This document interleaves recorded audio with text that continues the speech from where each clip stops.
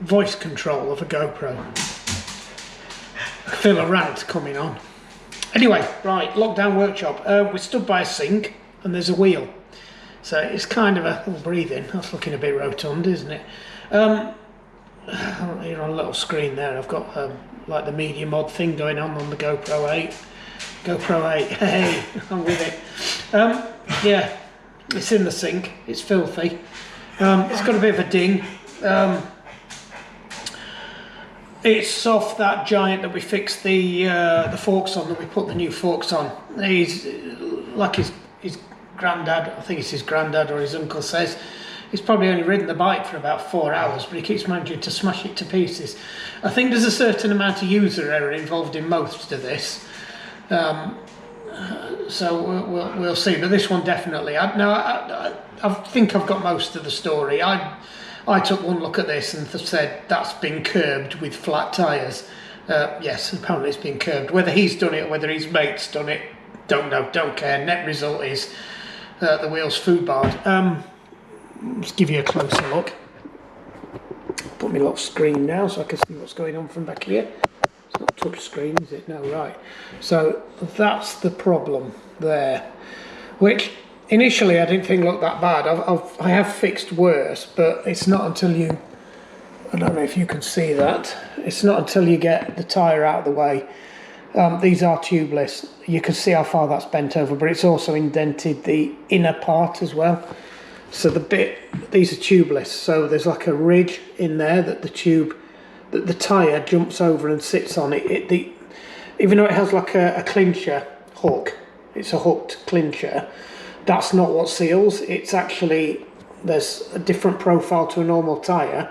So if you imagine there's like a hump there where the spokes are, then it comes up and then there's another little ridge and the tyre has to jump over that ridge, and the rim tape is also over the top of that ridge as well. Now that's gone down, that's depressed in, so even if I manage to straighten that out, this tyre's not going to seat properly again.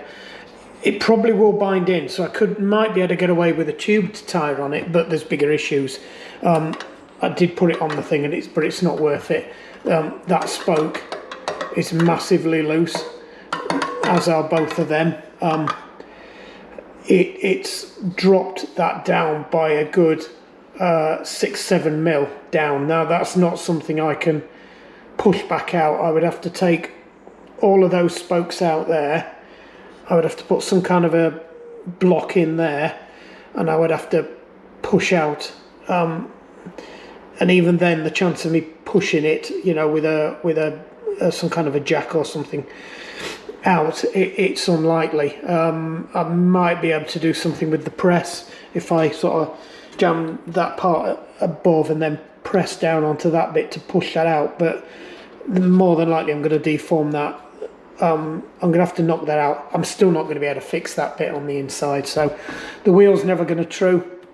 It's about £37 to £40 for a new rim, and then you're looking at probably about, nowadays it would take me about 4 hours to lace this. I haven't done lacing for years. I could lace it, and I'm not saying I won't look for a cheap rim and have a go myself. Depends whether Tony and Lado want the wheel back or not, or whether I just keep it for spares. What else?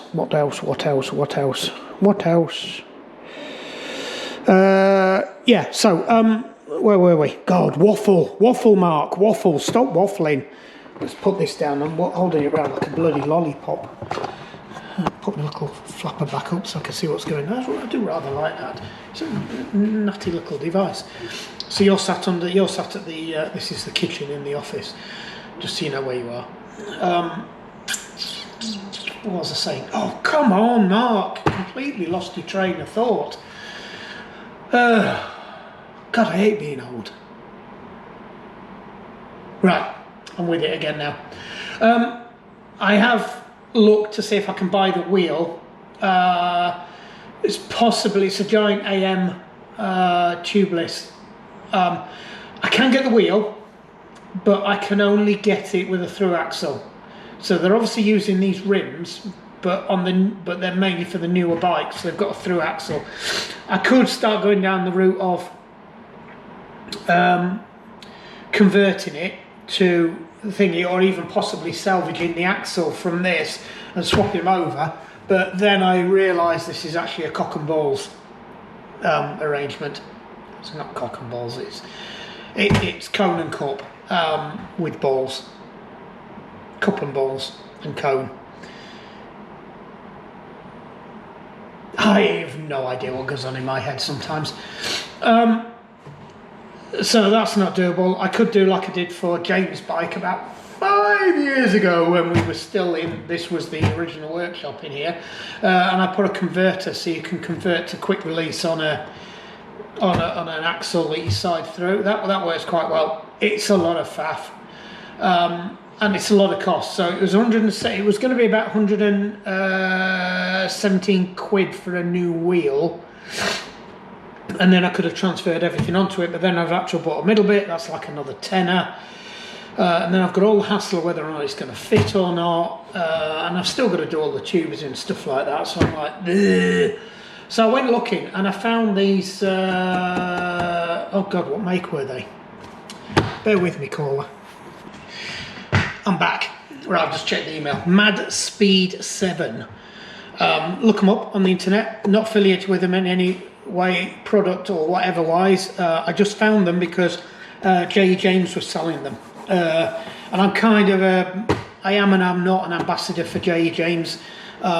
I promote a lot of their stuff. There's no financial arrangement. I do get some discounts and things like that. There's two big giant stores that are close to us that are franchised through J. James, and as you know, I mainly ride Giant now, so I'm a big advocate of Giant. I put a shit ton of work their way. I am going to be doing some rides for them. So the whole franchise ambassador thing might become, it's still not an ambassador. Ambassadors are a different beastie altogether, but I will be working with the shop to do some rides and things like that in the summer when I get some time, and if I ever retire, set up Tri-Fit properly. Anyway, fucking hell, Waffle, what is up with you today? Anyway, these are kind of Max Speed 7 wheels. They claim that they are constructed in the UK. They look like they've got DT Swiss components, spokes and things. They were really cheap. So a rear wheel was about £80 or something.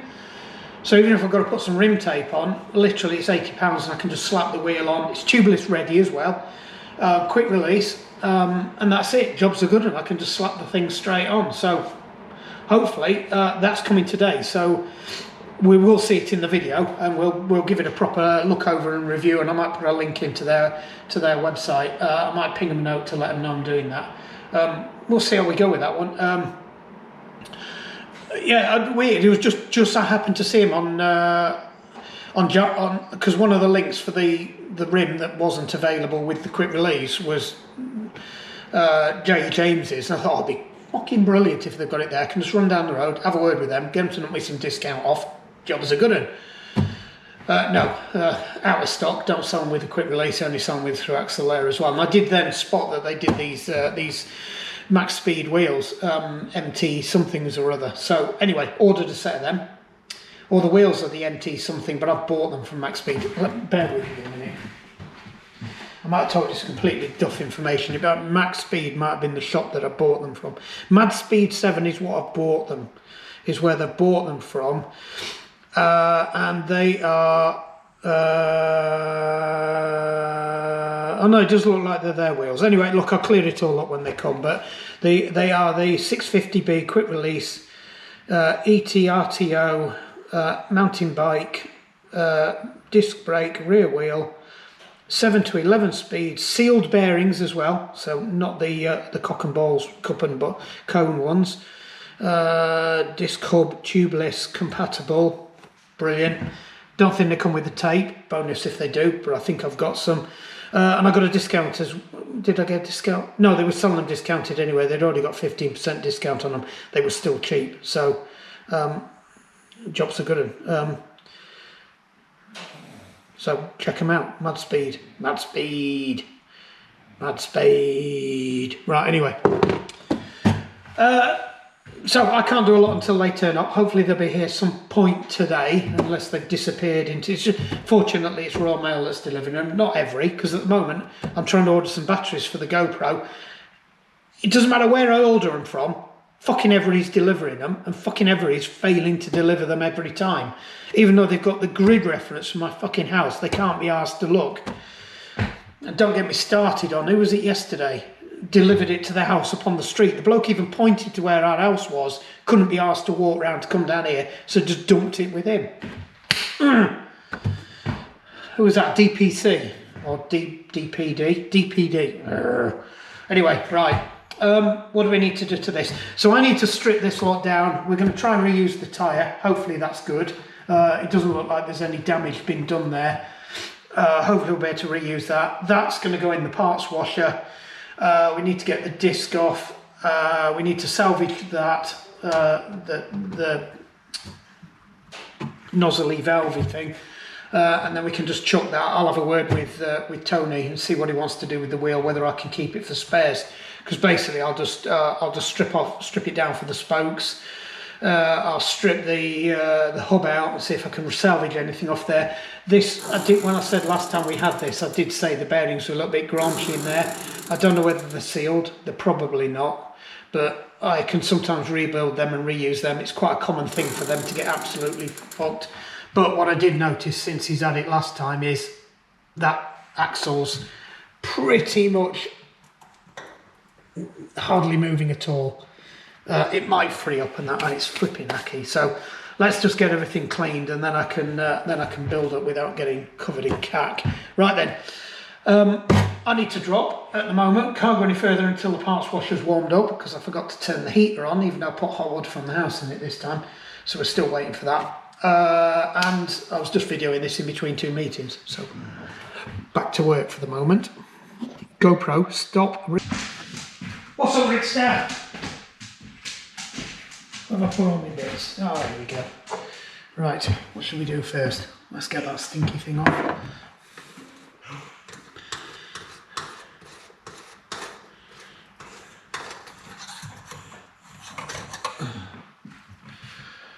Right, may or may not have to reuse that.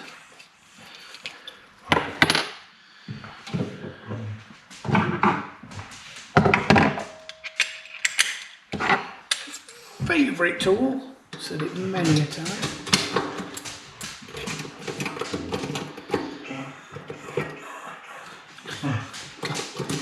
And I've got many teeth with this one, haven't I, today? Oh, sorry.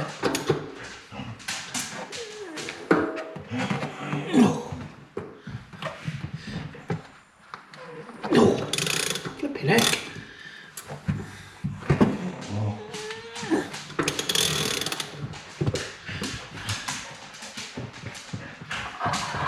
Scratch me sink. Oh. Oh. Flipping heck.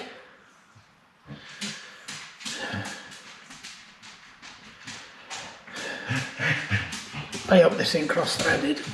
No, it doesn't really matter.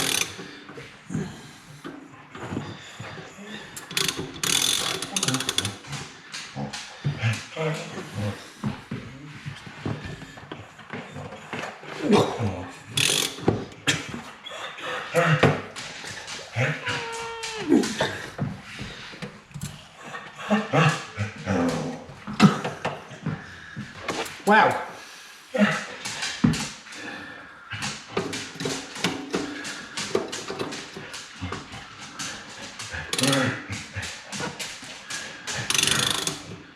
I don't know where to start with this.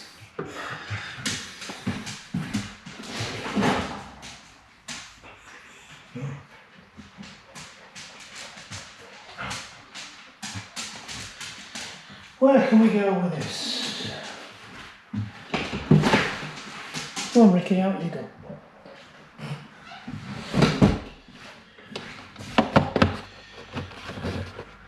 I don't think that's going to help me in any way. I think we might just have to go and give it some...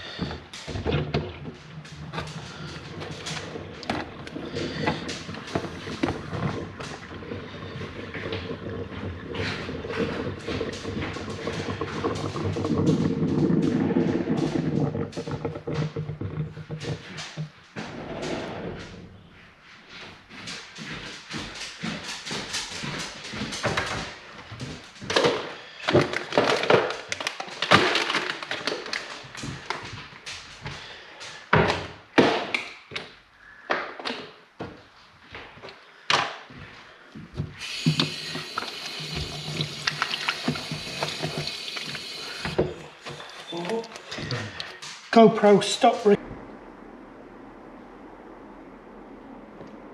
we on yet? It says it's recording. I'm not getting anything on my back thing. Oh, it's because my flap's down. Right, loaded everything into here. We've put that in. You might remember these from that custom built bike. I actually managed to get some replacement bearings for them. So I've just stripped these down as well and they can go in. Might as well while I'm doing this. We'll put the valve stem in as well because that's covered in gunk and it's full of gunk down there as well. So might as well get a quick clean up. All of it can go and land in the they're the split washers off their old bearing retaining rings, should we say. In we go, put it into cook, just give it a bit more. Just had the wife's, one of the wife's dog grooming things in there as well, so we'll quickly clean that off and let's set it to cook.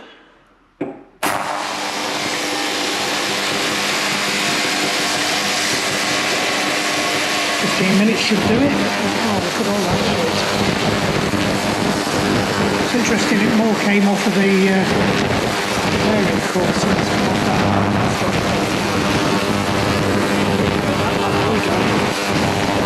Can't beat these things. Right, let's leave it to cook.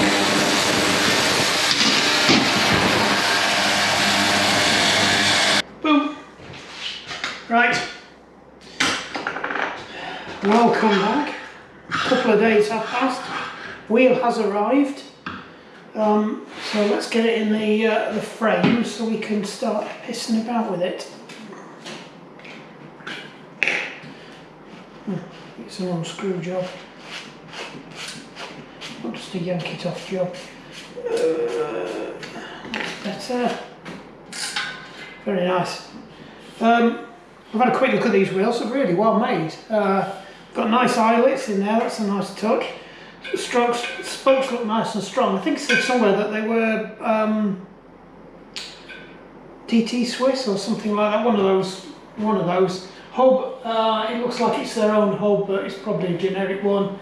As stated, they are sealed hubs. Probably convertible to 3-axle as well if I unscrew that. So they look pretty good. So because it's quick release, we can bang it straight in here. There we go. Very, very nice. Yep. Right. Not sure what that line is there, but we'll live with that. It's probably where the extrusion's folded over and fastened. Oh, they're actually very, very, very, very well made. Right. So we need to stick some tape on. I did ask them to message me back and tell me what size tape they recommended, because I didn't know if I've got any. I've got a selection. Now I think this muck-off tape that I've got might be slightly too big, but we will find out shortly. The idea is it needs to go in, but not lap over the sides. No, I think that is pretty much perfect. I think if I go to the next size down, which is the giant tape I've got, it might be a little bit, it's a little bit up there, but it's not into the edge, so I think we're going to be alright with that. Let me show you. Actually, you might be able to see it there. There we go. What does that look like to you? Let me flick the screen down. Yeah, you can see that. So it needs to be in that gap. And when it's in the gap, it is bang on that edge, and it is bang on that edge. So slightly up on that side there, but it's slightly down on that side there. So I think I'm gonna say we go with that, and we'll because the other one's a good 3 mil short, and that'll put us into there. So I think that's maybe a mil less would have been better, but we'll stick that on. Hopefully we've got enough. So I don't know how the best to do this. Whether I bring you around the other side and watch me while I'm struggling with it, or whether I do it on this side and you watch me from behind. Don't know. Because it's not the easiest thing to do, but we'll pull that out. Hopefully we'll have enough on there, because I think I've only done one wheel out of that, and it should be enough to do 2 mountain bike wheels. Right. So you usually start with a bit extra. Now, depending on who does this, they normally have like a chamfer. Now, muck-off recommend a chamfer cut at that angle that the tape's written in. I'll be pissed off now if it runs out. Right, where's the hole gone? Hole. Why can you never find a hole when you need one? Right, so you go a decent way past the hole, because the hole is a weak point. And then you fight with this. Getting it started is always a nightmare, because you've got to get it. You've got to get it in the middle. And because I'm cutting it at an angle as well, it's difficult for me to gauge it with my eye. Let's see how that looks. It's very awkward with you there to do this, but we'll keep persevering. I did see somebody had a trick for doing this, but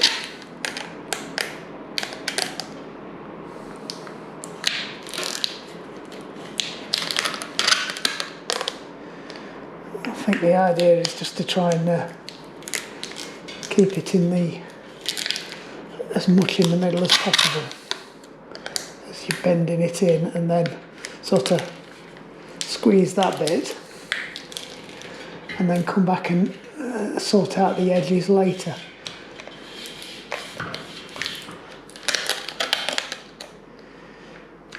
I have wiped the rim down beforehand with some isopropyl alcohol, or was it acetone? I can't remember. It's one of the bottles I've got, but either way, it was to remove the grease. So we should be all right, he says, if there was any manufacturing grease on it.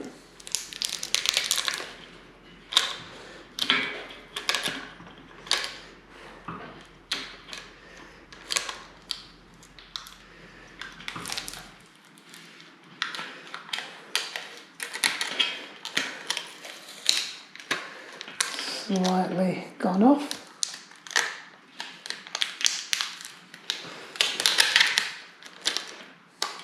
Now, Giant seem to recommend that you go around a couple of times. You go around twice, but muck-offs say you go around once, but overlap by, you know, a couple of inches or something along those lines. Yeah, I don't like that. We've ended up a bit off to one side on that. So we'll try and. The trouble is when you pull it, it seems to be inconsistent which side it favours when it goes down. So you have it nicely lined up. You run your fingers over it, and then it goes somewhere else. Now, don't worry too many about the air bubbles, because what happens is when you pump it up and you pressurise it, the air pressure actually squeezes them all out for you and moulds the tape.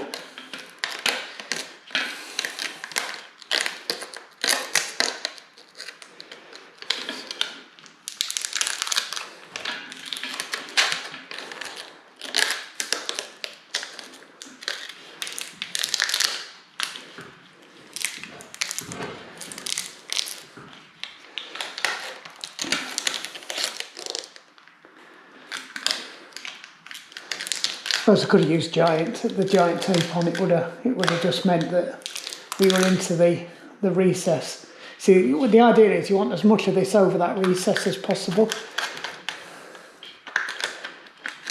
There's like a lip and then a trough that the tyre drops into. There'll be people going, "You're doing it wrong." You know what, I don't care.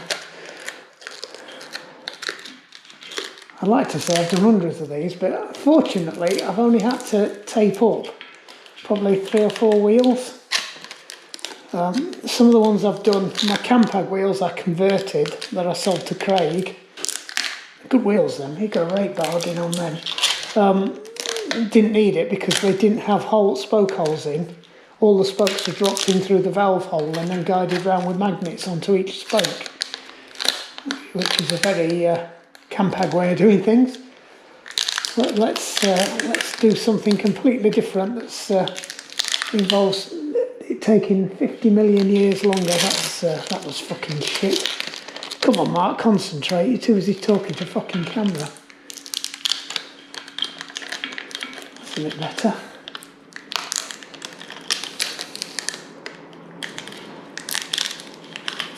Yeah, see, that was a bit shit.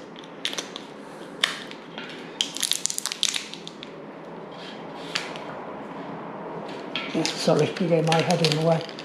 We're nearly there.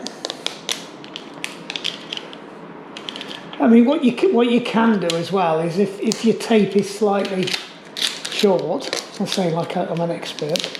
If your tape is slightly short by a millimetre or so, you could do 2 laps around and go, you know, just go and aim for getting it tight on one side, and then on the second lap go and pick it up on the other side. But as long as it's over that lip, I guess it doesn't really matter. What you don't want is to go up the edge, because that apparently then causes the tyre to not seat properly. So I'm told. Like I know. Where's me valve hole? Valve hole's there. So I need to do at least another few more, and then we'll be on. I don't like the idea of having too much tape on, because let's face it, most of the tyres are quite tight. So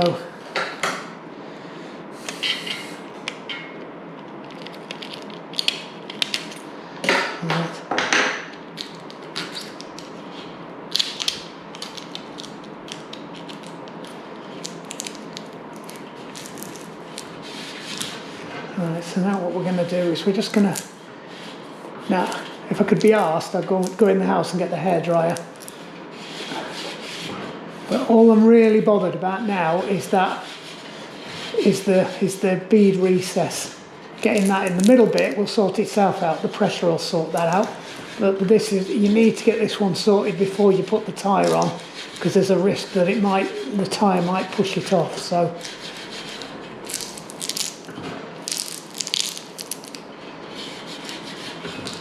I think we've gone around once there, so I'll just do this side now.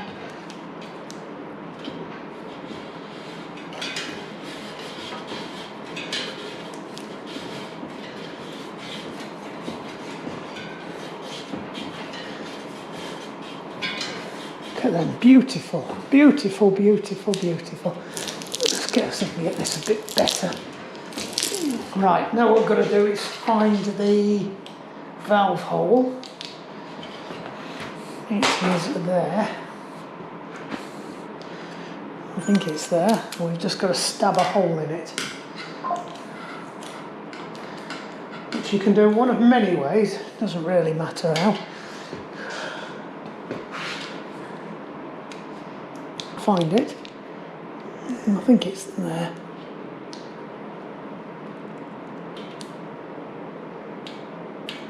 There we go.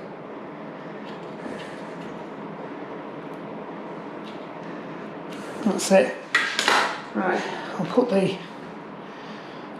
Does this look alright? Yeah, sort of. So, put the valve in. So this is the valve that came off the other one. It's the standard giant valves. I think they're really good, so I'm going to reuse it. So it looked okay, give it a quick check. Just going to find out where the hole is again, shove it in.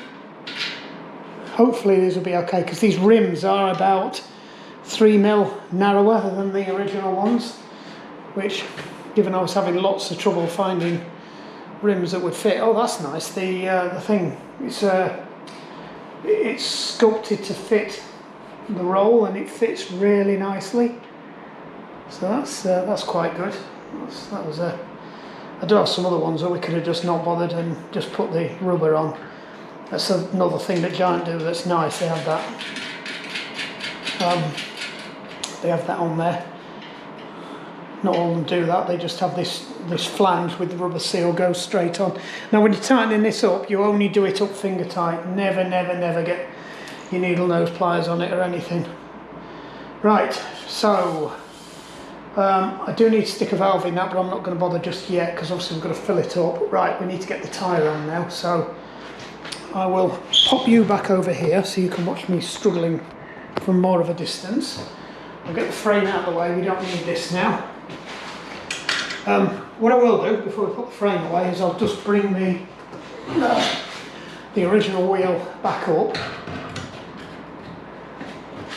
This is where we find it doesn't fit because the other wheels are different size. And then we'll see how bad this is.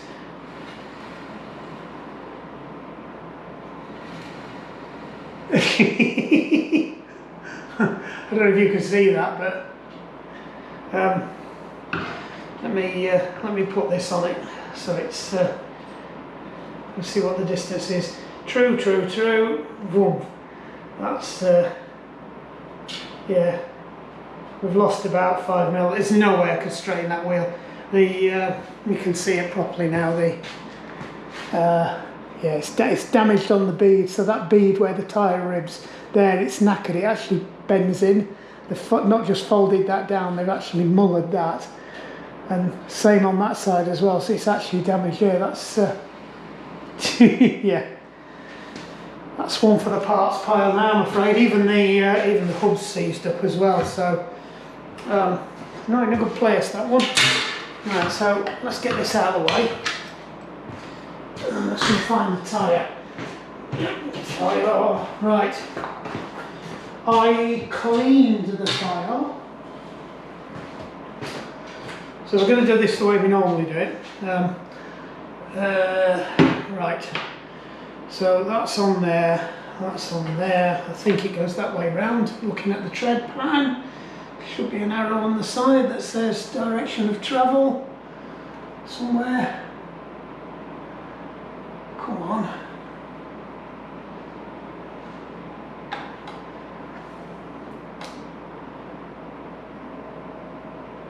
Can't believe it, there isn't. Well, they're just relying on the fact that you know what you're doing. Right, so the wheel's turning that way. On a bicycle, not a motorbike, 'cause it's different on a motorbike, on the front wheel anyway. You want your tread pattern so it's pointing as it's going over the top in the direction of travel. So when you look at it, if you imagine your bike's like that, your arrow at the top should be pointing in the direction of travel. And if it is, then you know you've got it right. It'll probably be on the other side, to be honest. Yeah, rotation, there you go. It was on the other side. I was right on all levels, which way round it goes and everything. Right, get the first one over. Now you can do it two ways. You can put the tyre in the middle and get the tyre all the way around it and then just pop the thing over, or you can do like I've just done and get it onto the rim, but you've got to make sure the bead comes to this side right the way across. And then we'll just flip it over, and we're just going to dry blow it without any slopping it, just to get it up on the bead and just check everything's happy. And we haven't got any major issues like a fucking great hole in the tyre that I've got to fix before I fill it full of shit. And because it's a mountain bike, it's a damn sight easier. Right, now this might be interesting because it's a mountain bike tyre, and I haven't done a mountain bike tyre in ages. So it will be interesting to see how it works. Right, let me go and get the inflator. Sorry, pressing buttons like an idiot. We'll just screw that in there. So we'll do it first without the valve because that's the easiest way to shock it up onto the rim, and hopefully it'll stay there. Probably won't, but at least we'll get an idea of how easy it's going to be before we fill it full of shit. Right, so that's done up. It's a bit, we'll give it a go.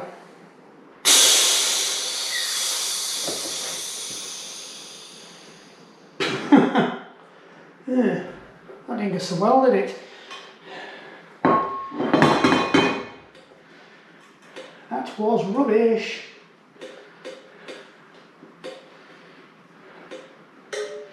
Get it the full Monty as well. Right, let's see if we can encourage this up onto the bead a bit more.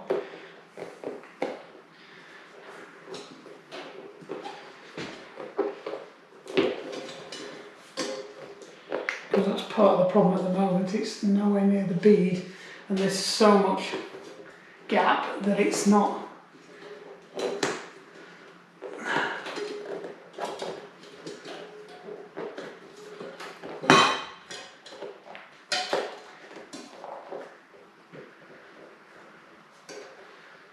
Right, so you need to get up on there.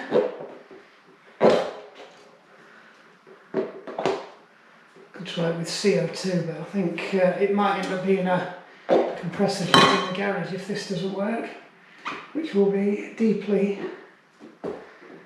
upsetting. It doesn't help this tyre's got a bit of a penchant for not wanting to be on the rim. Come on. Oh, it's dropped off that side as well. So if it's that far off the trouble is it's quite loose when it's not on the bead. So you've got to get it close to the bead, and if it's not close to the bead, you've got bugger all chance of. I suppose I could put them in a tube and try and get it on the bead, but no, that's just come off there again.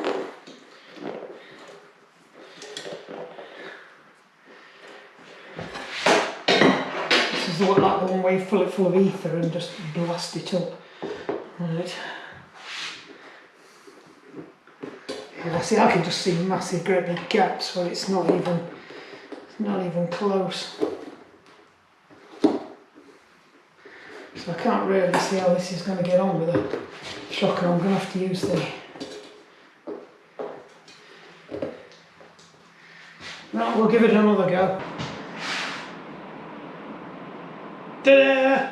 Hold on, can't do preview. Let me get preview back. Boom, back you go. God, look at the size of my tits. Waffle. Ta-da! No, it's not.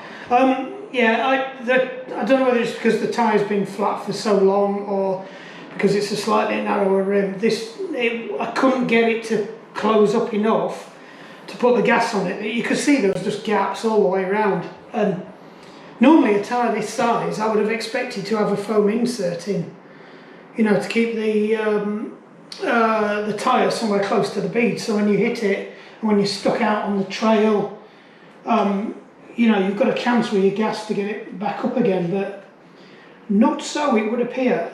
It has got a good tight bead, I know this, and you're saying, but how have you got it up? Yeah, I took the valve out, that's what I've been fiddling with there, and dropped the tyre in. So I've hit it with 40 psi, because that's the maximum for the tyre, and we don't want to damage the tyre in any way. And I've wound it up. I mean, for all I know, there's a massive hole in it as well. I can't see, but I'm not seeing anything. It looks fairly good. I mean, the tread on the tyre is not actually that bad. I mean, it's still got its nipples on the wall, and you can still see the water filament parts of it and the cross pieces. So it looks fairly, you know, decent tyre. There's no sign that it's cracking or anything. It looks fairly reasonable. It's, you know, it's a bit battered in places around the edge where we've been hitting things, but other than that, it's not too bad. So, yeah, I put it in the tube in. It snapped, bang, and everything. There was one point where it didn't, and I was just about to go and put a little bit more pressure in because it's kind of okay because the inner tube's supporting it, so you're not going to damage the sidewall for an extra 5 psi plus. You don't know how accurate the things are anyway. And then as I went to pick it up, it snapped the last bit. So it is on the bead all the way round. I'm going to leave it blown up and on the bead. Now my theory is, if I let it down slowly, at least one of the sides should stay on the bead, right? And then what I can do is I can pop it off the bead on one side, stick the valve back in, and then stick the tyre back on, and then if I hold it the other way up, gravity, whatever, in theory should pop it up, and the other sides, I said theory, not Siri, stand down Siri, good boy.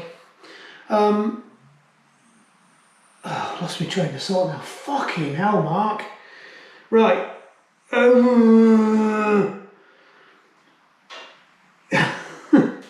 yeah, right. I'll pop one side off, I'll get the inner tube out, stick the valve back in, I'll whip it back on. Hopefully the tyre's remembered its shape a bit better. And then hopefully one side will stay on the rim while we're doing it, on the bead while we're doing all that, and then we've only got to worry about one side getting onto the bead. In the meantime, I might go and just read up a few things on mountain bike tyres. I've not done that many. I've done 2 Jerry's tyres, but I'm not sure they were this wide. It was on a Giant though. And I think I've done somebody else's, but I don't recall having this much problem with them, so who knows. It could be because it's been freshly taped, whatever. So that's another reason. Leave it as it is. The inner tube's going to be pressing down on the tape. The tape's going to get nicely bedded in, so that's a bit less of an issue. Everything's going to get pressed down. We should have nice seals everywhere, all good, no problems, and we'll just leave it at that. So yeah, 40 psi. It's a 26 inner tube in here, but everybody knows you can use 26 in a 29 or 27 in a 29. I wouldn't like to try and use a 29 in a 26, but smaller ones will generally stretch up, so whenever I'm out on the trail I generally try to take 26s and 27s, and if anybody's got a 29 I can stretch one of the others up, you know. That's when I'm ride leading anyway. Same with the push bikes as well, you know. Take something that's middle of the road that's kind of aimed at a 25 to a 28, and you know it'll fit in a 23. Got a push, you know, it'll fit in a 33 as well. But hey ho, ring somebody at the doorbell. That might be the wife. Anyway, right, so I'm going to leave this, so we're kind of stuck where we are for the minute. Other than that, really nice wheels. I did have to, I might give him some feedback on this, because I was going to do a review on these, so they are their wheels, I was right. It is, these are Mad Speed 7 wheels, made by Mad Speed. Really nice. The extruded rim looks really well made, really well put together. Like I said, there's some nice eyelets in there as well. Stainless steel nipples, the spokes, very nice, evenly tensioned all the way around. Feels a nice free hub there. It looks like a fairly standard one. I don't think it's a pulley outy one, probably because of the spindle. Seal bore races as well, so you're never going to go wrong with them. You know they're not going to let you down, or if they do, you can just replace the ball races. You're not gonna. It's not like when you've got cup and cone. You know, if your cone gets knackered, you've got to try and find a set of Chinesian cones that you can whack in there, or salvage them from another wheel or something, and then that. So hopefully the free hub's standard. It looks like a standard one. I was looking for the number on it because it looks like pretty much like the standard, you know, Specialized, Giant, Shimano kind of thing, but they normally have a number that's etched into that bit there, the fat bit, or the one that's next to the fat bit, but I can't see anything on this, so they might have removed it. It could be I'm just looking in the wrong light. But the price point, pretty good, so I think reduced down to about 80 quid, I think they were. You can get a full set of wheels at the moment, front and back, for 116, so if you're looking for another set of wheels, they're decent wheels, you know, and they do through axle as well, so, you know, pick your poison. But no, pretty impressed with them. Like I said, the only thing I found that I wasn't too happy about was they put the sticker on, they'd not run it down properly across here, so it was up around there, which is, it's fine, I've run it down, but there could have been some muck got in there, you know, and then it would have looked a right twat, but we've been lucky, I think we've got away with that. I think what I might do before I send them out to go on Lado's bike, I might give him a quick blast with hot air and then see how we go. But no, I mean, that's pretty good. 40 psi, I feel fairly tight. Quite happy with that. And then we'll see if they pop off the rim tomorrow. But unfortunately, I've got it's probably going to be tomorrow evening now, so we're not going to have this video for the weekend. Bugger! But hey ho, never mind. It's not the end of the world. Right, so for me it'll be whenever it is down the road. For you it'll be like 30 seconds.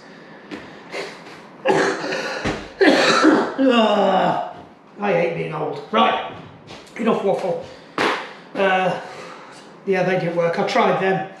I tried that trick that you use for motorbike tyres where you put tyre wraps around, but it just made it worse. But at least it got rid of some tyre wraps, because I sit here to have tyre wraps coming out my fucking ears and they just get in the way.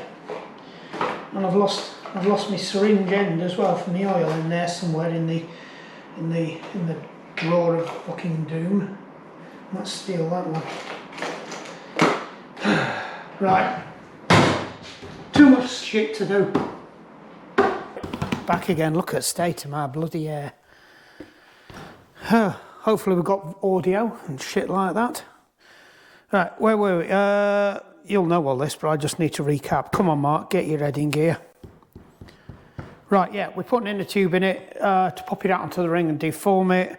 We're going to have another go at getting it seated. So hopefully one of these sides stays on the bead when we get the tyre out. Now normally when you take these off, the mountain bike tyres seem to be really good at staying on the beads because they're quite floppy and there's a lot of material. Road bike tyres on the other hand, first opportunity, especially 25s, will just fall off the rim. And I've had that Lepierre of Jerry's, that was a real twat to get them off the rim. So I'm kind of hoping that we're going to get something like that with this. One side will stay on. I'm going to have to work hard to get the other side off. Ooh. Can't remove the core on this, can I? No. Right, so hopefully if we put that there, I won't disturb the other side. There we go. And hopefully the other side stays on. Bingo bango. Right. There is another YouTube channel with two mountain bikers that do it in the back of a van, and they actually show a way of putting mountain bike tyres back on the rim just using a floor pump. Pretty much everybody's saying mountain bike tyres, even the shot canisters like I'm using, won't work. But I've used them in the past, I'm sure I have, because I've done Jerry's. I've replaced tyres on Jerry's bike, but I don't know, maybe there were different wheels. Anyway, we'll get this out.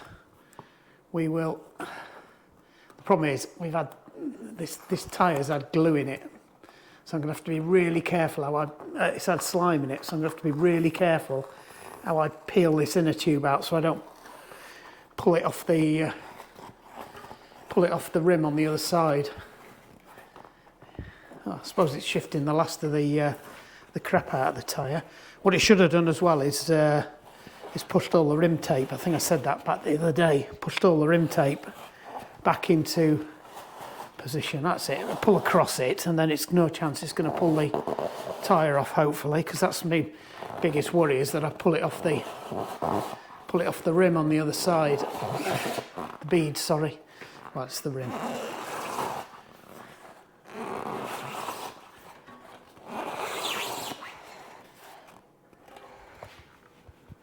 That's still on. I thought it had come off then. Right. Thank you, inner tube. You did your job well. Right, so stick this back on using my patented tyre monkey, chain monkey, whatever it's called, grease. That's it. Right. Now, what they do with that video with the, they get a normal tyre lever, which I'm going to have to go and find, but I might have to retire to the floor for this one. Yeah, you can see it. So what they're saying they do is start round near the valve. Where's the valve hole? I'm looking for the valve. There isn't one. There's a valve hole. Right, good point. That would have been an absolute fucking pisser if I'd have got all the way round. Sorry, swearing. No need for that. There was no need for that F-bomb. If I'd have got all the way round and then realised I've got to take it off, because apparently it's quite fiddly doing it this way. What you have to do is, using the tyre lever, pull the tyre off as if it's almost coming off the rim, and then pin it on the bead with your thumb, is what they appeared to be doing. And then he does it quite regularly, but then he got his partner to have a go, and she got it on as well. I think she did it slightly better, I'll be honest. Though you don't know how many takes it took. I think they were kind of alluding to she might have had a couple of cracks at it, but right. So this will be interesting. The trouble is, it's up. I've got it up here so that you can see what's going off. So that you pull it over. What they were saying was you pin it down, and then you just keep moving this round so that you can see I'm almost pulling it off the rim, but you hold it. And what they're saying is you might get round only half the way, but that half the way on both sides, because I've cheated, I've got the other sides sorted out. Oops, gone a bit too far there. That's it. Yeah, you've got to get it so it's just on the edge of coming off, and then slide it round. So I bet somebody's got a tyre seating tool for doing this. That's not quite there. That's yeah, you've got to keep your thumb on it as it comes in, just to make sure it drops into the right bit. And what they're saying is you might get about halfway round, which we are about halfway round. If you're really lucky and you've got a loose tyre, which actually I think this is quite a loose tyre, you might get a little bit further, but and then they kind of just went and popped it off like that. All right. And they said blow it up on the ground like this. Now when I do road bike tyres, they do seem to work better when they're up on their end. But, right, let me get this. I've got about 140 psi in here. I know it's a bit high. Tyres rated at 40, but in my simple maths is, if you take the volume of this bottle and put it around there, it's probably going to end up being about a quarter of that anyway. So, plus you've got the bottle as well, so that's the fifth. So I reckon we're going to be around about somewhere near 40 psi in the tyre. Plus you're going to lose some as it inflates. That's not brilliant. Let's just check it's not. Has it come off the? It's still on the rim there. It's dropped off the rim there. When did that happen? Well, let's give it a go, and then I can't be bothered to undo it. Right, let's see how we go. Oh.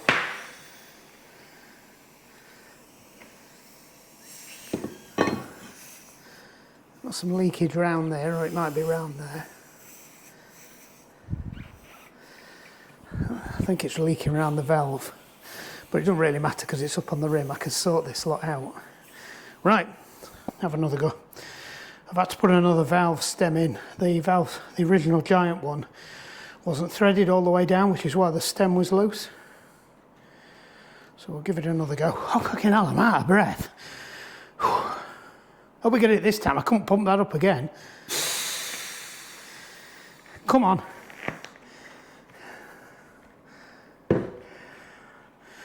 Right, well that's better.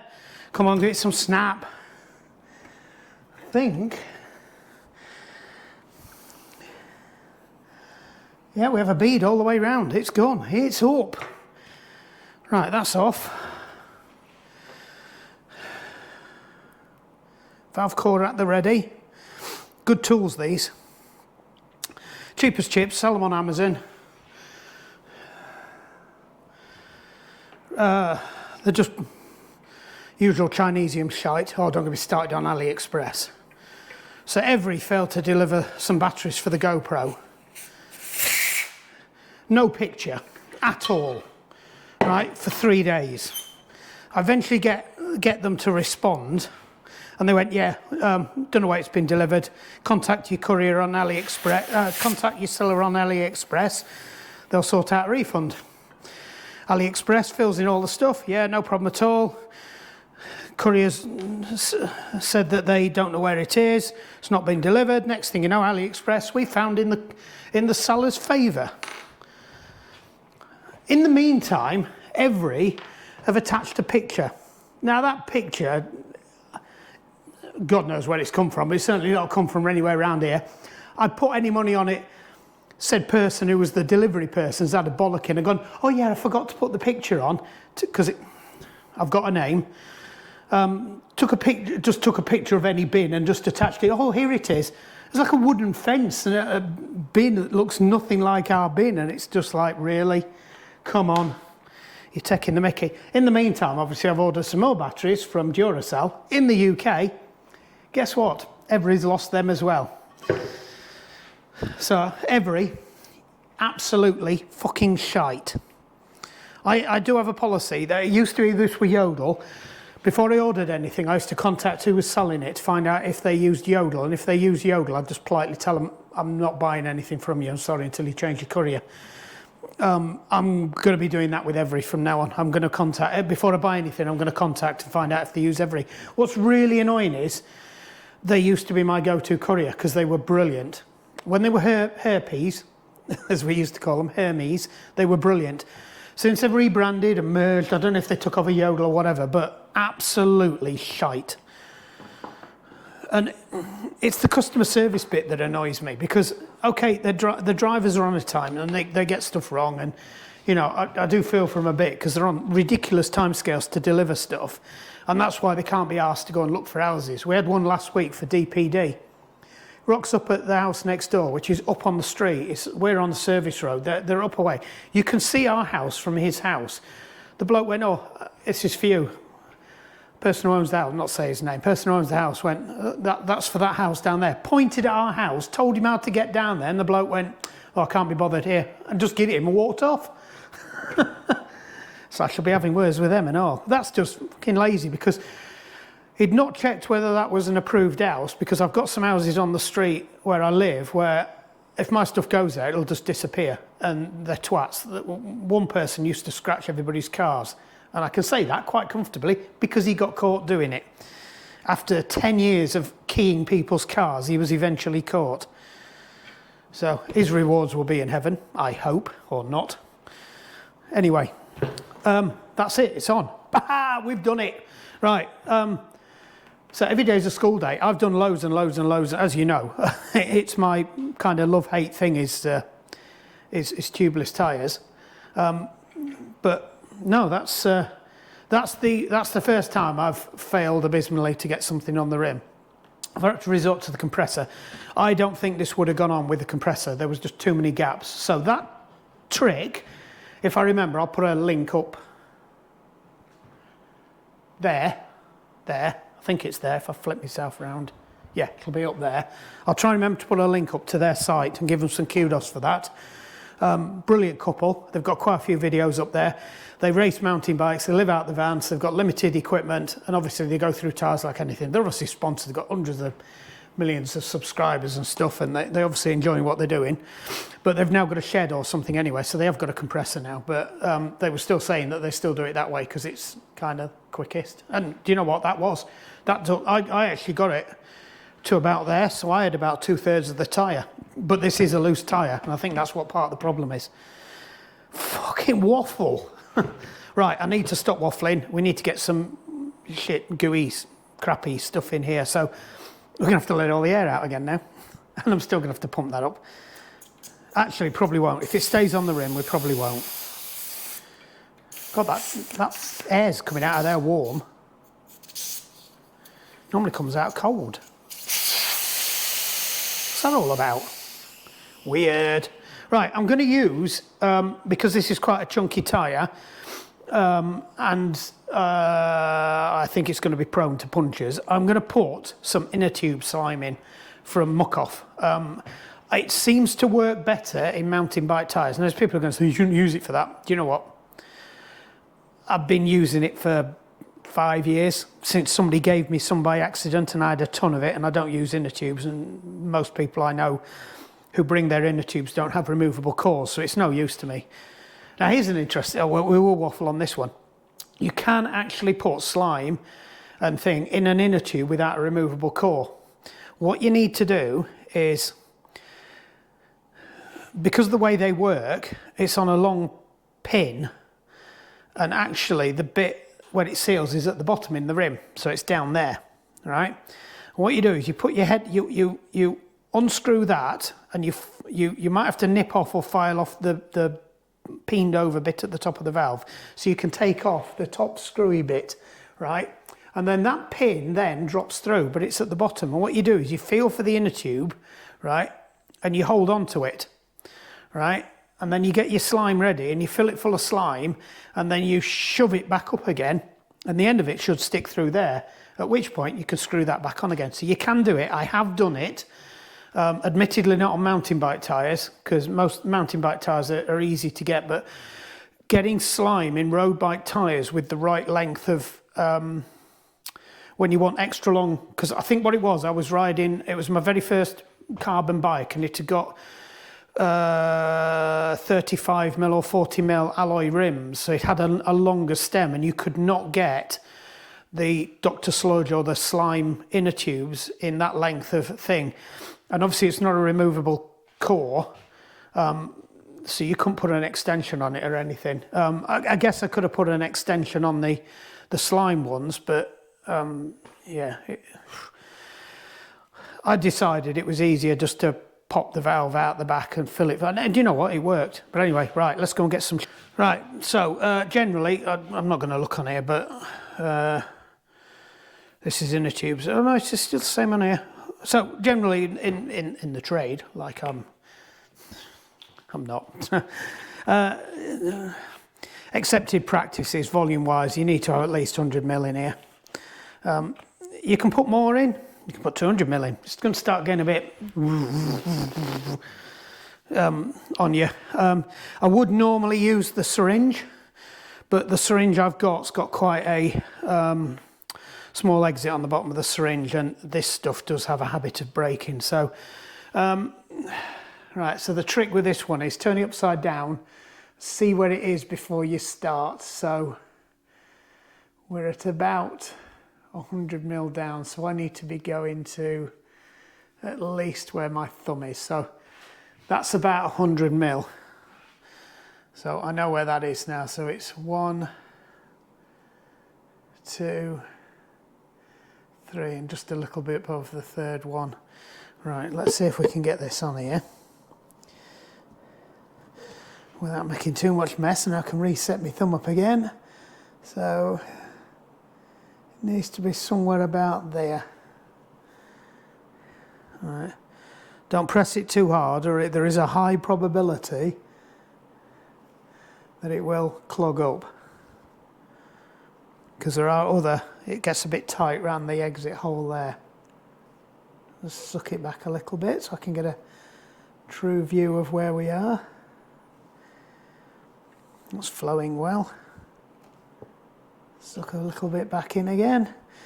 Try and keep your valve slightly up from where you need it, and before I take this off I'm going to stand it on its end as well. Right, a little bit more, and then I think we're... Look at that pinky gooey goodness. I hope I don't see this again. I have had tyres explode off, and I think we've all seen the YouTube channels where poor bike mechanic looks slightly pink. Right. So what we need to do now is just stick this up on its end and give it a couple of clean outs just to clean the valve out. All right. All good. Do you know what? I'm not going to jinx myself, but I think that's the first time I've done any tubeless tyre where we haven't had a massive gunk explosion. Now, I don't need to shock it because it's still on the bead, because it's a good tyre. They're good tyres, these. I used to ride Maxes originally back in the day when I first started mountain biking. They're really, really good. They just got a little bit too expensive, but all the tyres are bloody expensive now, so I might look at Maxes again. I've been running Schneider, Schwinger, or whatever they call them, Rapid Robs and something Judy, a mix, because there's a combination that works really well apparently, according to YouTube anyway. Right, so let's get the foot pump on this. We'll move you round.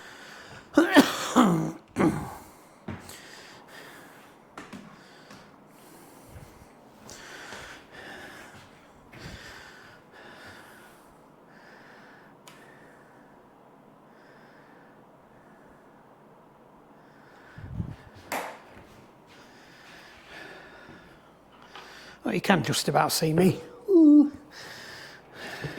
Right. Well, the gorgeous Mrs. Mark has just fetched me a cup of tea. Got to say that because it's on video. I think she's out chicken bothering now.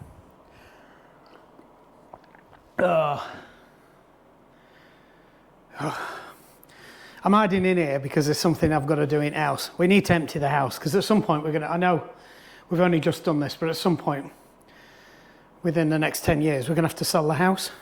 There's no point staying in it. It's huge. I mean, we've been rattling around in it this weekend with both the kids are away, and you realise how big the house is, and it's a lot of expense. It's a beautiful house, and I wish I could keep it, but realistically, as I get older, it's not going to be something going to be easy to maintain. It's you know, painting it and stuff like that. I'd like to do everything myself. There you go. She's outside chicken bothering. There she is. So we're going to have to sell it at some point. It's a real shame. I think if you've seen the videos, it's a lovely. We've got a beautiful view over there. This space here has been fantastic. But I'm sure we'll find somewhere equally as good because we're not going to move unless we do. But anyway, right, back to the plot now. I've had my tea break. Let's seal that up so we can get a proper picture. Just move my phone out of the way because this is going to involve water. All right. Can you see everything? No, you can't. Let's move you back a little bit. Well, actually, I don't like moving the camera when you're recording, but Right, what does that look like? It's not actually that much better. Right, so this is just washing up liquid and water. I just have it on the go all the time. It just lives in the cupboard like this. Sometimes you might need to get a quick shake up. And what we're looking for is any bubbles. Now, the reason I don't just spray around there, and I'm spraying, God, that's had a bit of a knock there, and I'm spraying the tyre wall as well, is because on some tyres, this wall is really fragile, and after a while it becomes porous. And what you'll start to see is you'll start to see a foam appearing on the tyre wall. So remember that Lapierre we did for Jerry? She got some brand spanking new tyres on that, and they were leaking. One of the guys at the lake, who's a paddler but cycles as well, I don't normally deal with him, but he'd been back to a local bike shop, which actually one of the ones I use, so I don't know why this has happened, but he's had some brand new, I can't remember what they called them. They were Yogi tyres, but they were effectively, they were Mavericks tyre. So they should have been really good. Brand spanking new tyres, all the way round, porous. Really, really bad. Now, I don't know the history, so in defence for the bike shop, because I do know the bike shop and I do work with them, and they've got great mechanics, probably the best mechanics. If the world had best mechanics, I'm sorry, sound like Donald Trump. No, they seriously though, they're good. I know them, so I don't know why. See, for all I know, they've been overinflated by the person trying to make them seal. So there were lots of reasons why they didn't seal. But the biggest problem why they were going flat was actually that. So I think what was happening was it was leaking out of the rim. Now, like I said, whether that was caused by the user or the mechanic when they fitted them because they've overinflated them, because it's very easy to do that. If you put 160 psi in there and launch 160 psi into a road bike tyre, you're going to find pretty much the volume of that is equal to the volume in that, and you're probably going to be well over pressure. So just be careful of that and think about that when you're doing that. So maybe drop it down to 100 in there, because I think some of these tubeless tyres on the road bikes, the maximum pressure is about 60, 70 psi, because you don't need to run them at anything more. At 28, I think you can get away with about 60 psi. Max. So, the tyres are probably rated for 70. If you shock that with 160, you're going to be at about you're going to be 90 to 110 psi in the hitting it like that. And again, be careful with your gas cylinders as well. Right, I'm not seeing any problems. But like I said, these are good tyres. In fact, these were the tyres that they were using on that video as well. Good tyres. Good tyres. Right, let's stick this on before we forget it. So I'm not seeing anything there at all. Pay attention to around the valves. I did squirt the core, but I'd be surprised if the core was leaking. We've obviously sorted the problem out there by changing the valve stem.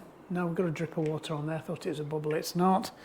I'm going around not seeing anything. I'm not seeing any fuzz. I'm not seeing nothing. I'm not seeing nothing coming out of the rims.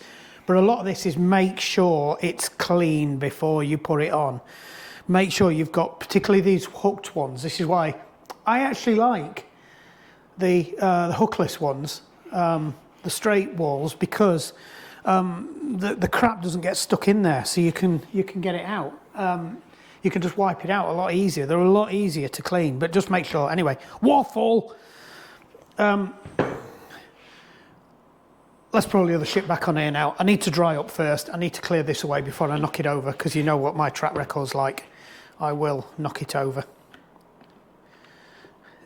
Why has it got gunk? Well, I know why it's got gunk on there. Anyway, right, I can't. That's me phone. Yay! Right, back. Oops, forgot to take them away.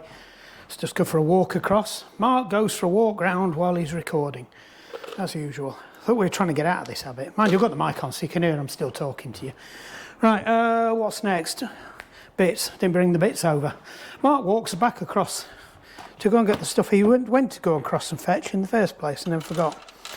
Oh, right.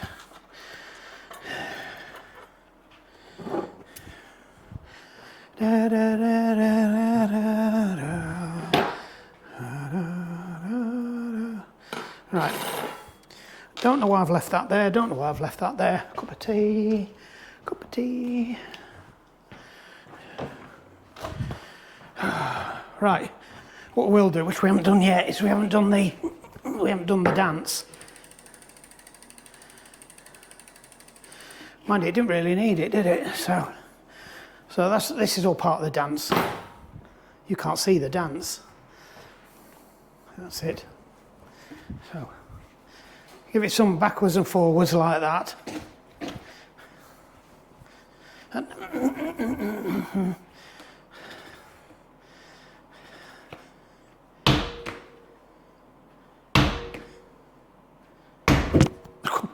that'd have been funny.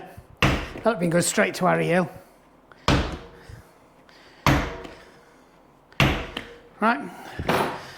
Splashes it everywhere. Right, cool. Let's get this on first before I start touching anything greasy. So there's I keep thinking there's a light shining. Must be shining off my head. Anyway, right, let's get you back down here. Bzzz. Servo drills, can you see? Yes, you can see. Right. There's the right side and the wrong side. There's a little bit of corrosion on here, but we're not going to lose any sleep about it. It has been in the parts washer. It is uber clean. Oh, it's me. I thought there was a light shining around. It was on my watch. I'd left it on. Oh, great, I'm going to have to turn off. How much batteries I've got? Oh, I've only got 18 days battery left now. Yeah, you Apple Watch owners, you just go and cry. I've only got 18 days. I'm starting to get battery fear. Only got 18 days left. My wife's Apple Watch, when it was brand new, couldn't do more than 20 hours. And now I think it's down to 12 hours if she's lucky.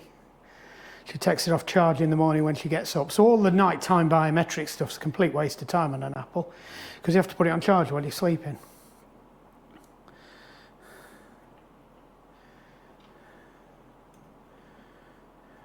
Love Apple products, really do. All my computers, I've got a Mac. I insisted on work, bought me a Mac, because I'm lucky I'm in a position where I can do stuff like that. All my phones are Mac, my work's phone's, Apple. Right.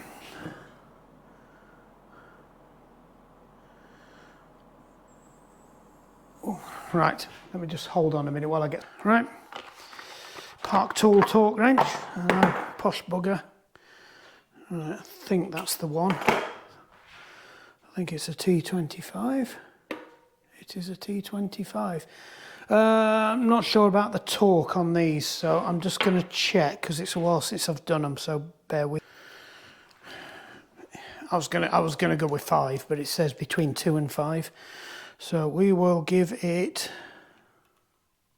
4. There we go.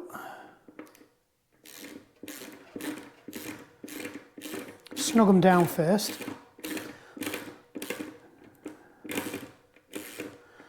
Now, I'm in two schools of thought with this because I've been here before.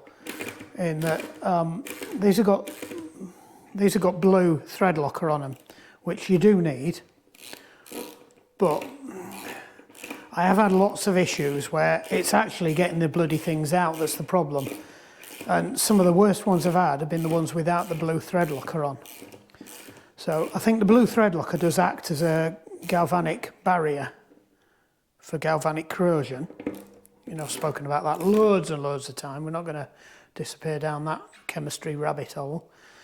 With the different metals and their free iron electrons and whatnot. This it's a genuine part tool, this. It's not a copy. I bought it from a reputable bike shop, but it's always sounded like a bag of fucking spanners. I think I might take it to pieces one day, or just go and complain to Park Tool. Just listen to it. It's fucking awful. The other one's not so bad, but this one, really bad. Right. So that feels really loose. I think the other problem is people do over tighten these as well. So I'm just snugging them down. I was just snugging them down, but actually snugging them down took me past the 4 anyway, so I might take them up to 6. And weirdly, it says T18 on there. I have no idea what that means.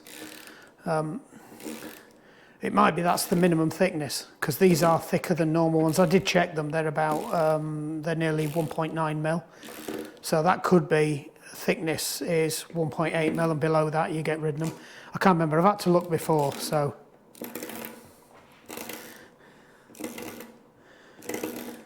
I've noticed as well, they've started putting bolt retainers on them as well now. So you have a square-headed bolt, and then you fold it over like you do on a motorbike. Sorry, hexagon. It still uses Torx to do them up, but they've got hex on it as well. Like a hex, a normal bolt. Six-sided bolt head, come on. Right. Waffle, more bloody waffle. Right. I'm going to take the corporate decision. They're going up to 6 because I don't like that. So we're doing like a head. We'll do a 2-stage. This is where I find out it's bent as bugger is. Because like a dickhead, I didn't check that. What is it, a 160? I think I do have a 160. Hopefully it has an arrow on it, but basically you do it to the right and to the outside. So let's just have a quick, because I can't test it in the bike either. Oops. Come on, dickhead.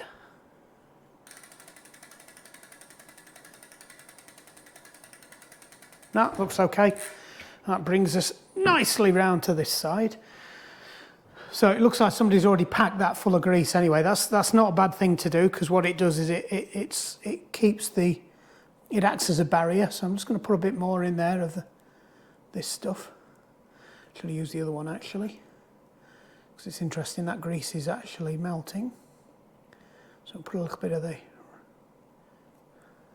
don't know whether it's too hot in here or what. Right. We will also just have a little bit on here just to try and help any chafing and wear. You don't need to do this, but it's not a bad thing to do. It just stops it chattering and keeps muck out of it again. Just generally stops it, because it will get all splurged around.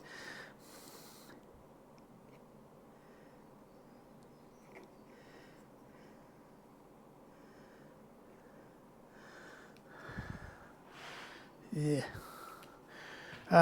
We'll also put some lithium.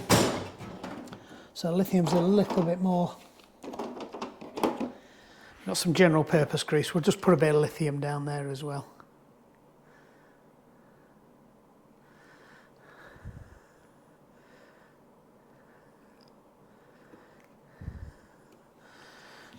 I actually think that's possibly lithium that was already in there.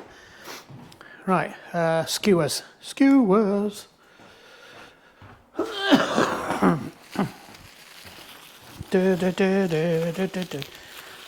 So this comes with some nice rim tape, which I will ask Tony if he wants, and if not, I will keep that for future endeavours.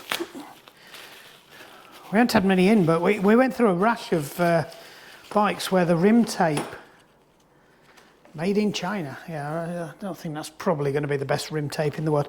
It's a little bit too flimsy, and when you're running high pressures on tyres, especially the inner tubed road bike tyres, it pushes it in, and then the hole cuts through it, and it's a bit shit.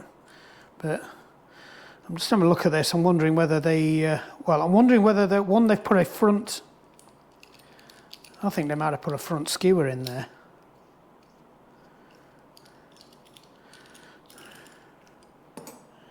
No. Let me just go have a look at it compared to the giant one.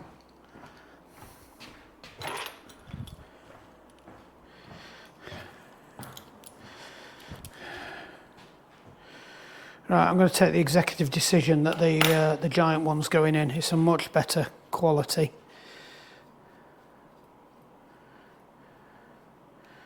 What I might do though is swap that end. So that way his actual skewer. Then again, I might not, because it's just gone roll about. What the fuck? Literally vanished, right? Hunting. Butterfingers. I get a bit casual in here, because in the old workshop, if you drop something on the floor, in here or in the workshop in the garage, you were knackered. You were never ever going to find it again. I once lost a screw out of the brake fluid reservoir on a mountain bike, and it wasn't my bike either. I had to go and take the screw out of mine in the end. So luckily it was the same one. I mean, it's one of those things where it's like £20 for the screw, because it's some weird flipping proprietary screw. Why have I done that? Come on, dickhead, stop talking and focus on what you're doing. Actually, I do have a tool that would have coped with that. Oh, loads and loads of grease on there.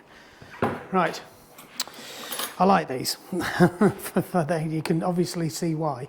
Right, so I'm looking for the big fat thing. These stickers have popped up again since I put the squirty on, but hopefully they'll stick down now they're drying. I can see, I foresee them coming off in their future. Like I said, that's the only complaint I've got about these wheels, is that that's a bit shit. And people do like the branding. Right, that went on nice and easy, didn't it? These have been in the parts washer. I think you saw that last time. They come out really nice because they were pretty minging. I did actually think they were possibly a black one or a silver one. Right, let's go and find my favourite tool. One of my favourite tools. No, it is my favourite tool. Out of all the tools I've bought, it's like, do you know what? That's fantastic. I know I should have got the other torque wrench out. I was going to. Come on, I'm not thinking about what I'm doing. If I was thinking about what I was doing, I would have had that one out.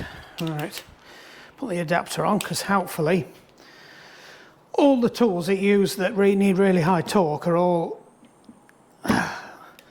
3/8, and Park Tool only uses 1/2 inch. Remember, please don't torque on the tangs or on your ratchet or whatever you want to call it. We've got that 40. All right, that is not how you do it. You use the tool. That's it. One click over torque, probably.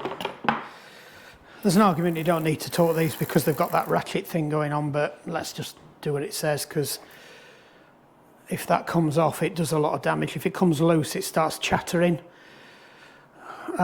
And you're probably going to snag your chain as well if that bit drops off there, and it's going to muller your frame as well. So do you know what?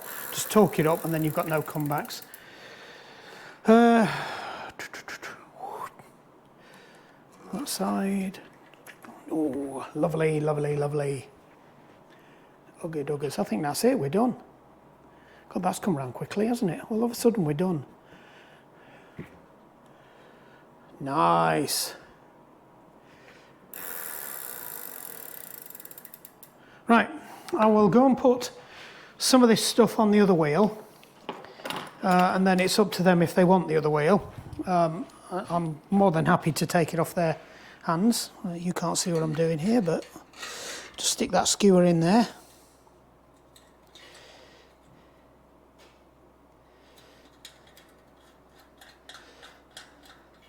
I think that skewer was shorter.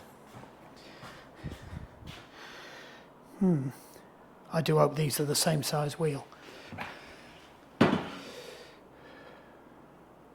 Yeah, they look about the same. I will be very surprised if they are not. All right, it's pretty much a standard size for mountain bike wheels. It's only when you get onto e-bikes and things they start to get a bit fruity and a bit weird. Oh, and possibly flipping tapes come off again. Oh, it's because it's full of water. Oh, that one's stuck down nice now. Oh, except for it's coming off on that edge now as well.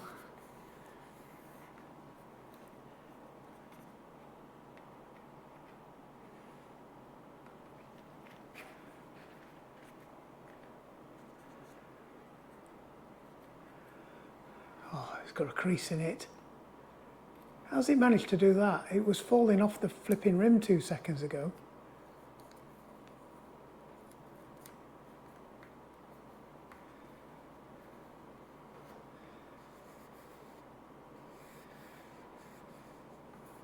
That's better.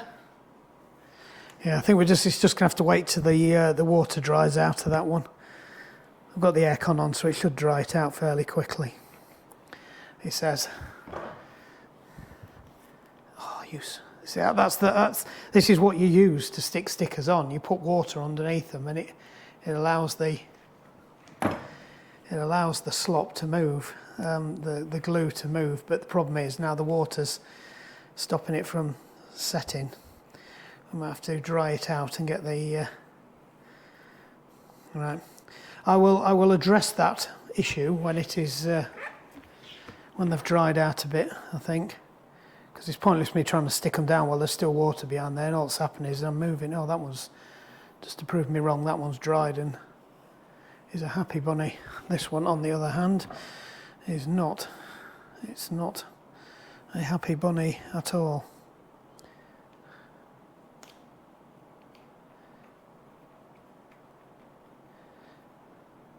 You can see there's water pouring out of it. Oh, it's getting there. She's getting there. Just needs a little bit more love.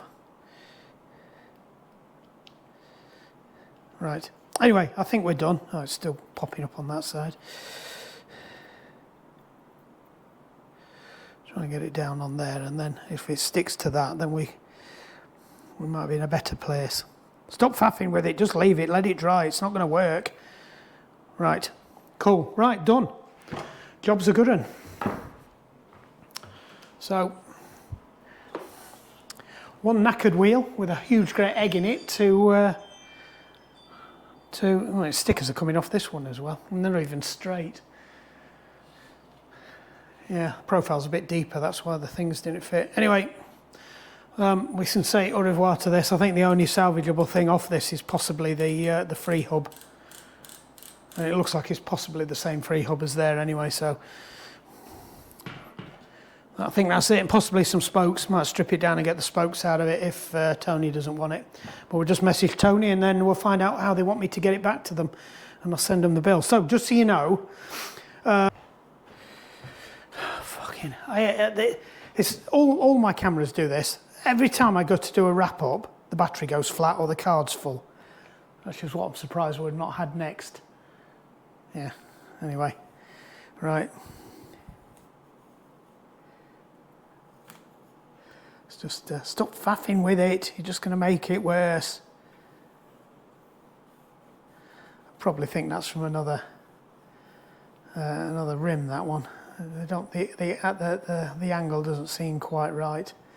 It seems to be going on better now though. Anyway, a little bit more sticky. Anyway, right, 36% on my viewer. I couldn't be asked to connect it back up to the phone anyway. Right, waffle, come on, focus, let's get this done. Yeah, so what have we had to spend on this? So it's about 80 quid for the wheel. I think there's some delivery charges as well. I've put about 100 ml of slop in, which probably works out at a couple of quid when you pro-rata the bottle down. I've had to put another valve in him, but I've got that at my parts bucket. I've put theirs back in my parts bucket, so we'll just negate that one out. It's had a new valve core in it. I think I 5 quid for 20, so we'll not even factor that in. Free hub, that's fine, and that a whole load of stuff in the parts washer. It'll start charging for putting stuff in the ultrasonic, because it does use a fucking shit ton of electricity. So I think all in all, parts and my bits and bobs and consumables and electricity and stuff, we're probably looking at about 100 quid for this. So that's not bad. If somebody had told me 100 quid to get that done. Oh, tub tape. I forgot about the tub tape. Now that is fucking expensive.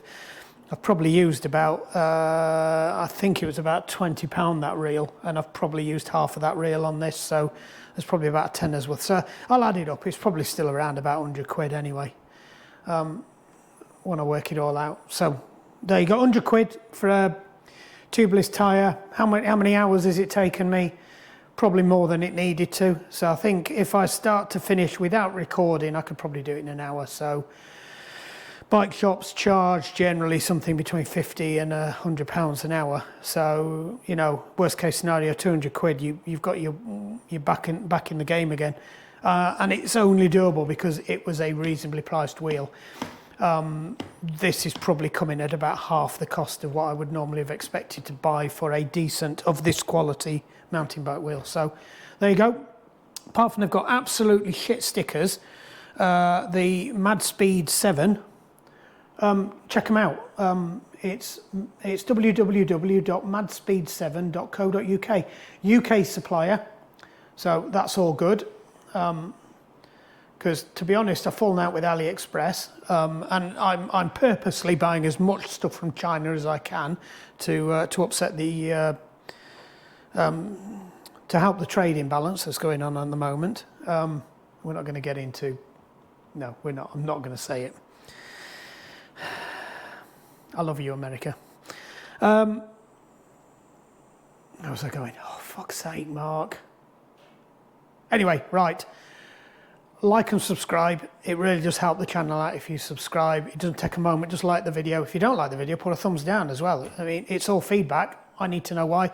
If you want to ask any questions about any of this, I am more than happy to answer. I do gloss over this stuff. I don't script any of my videos, so there's probably loads of stuff that I should have spoken about and key focus points and messages and on topic and stuff like that. I don't.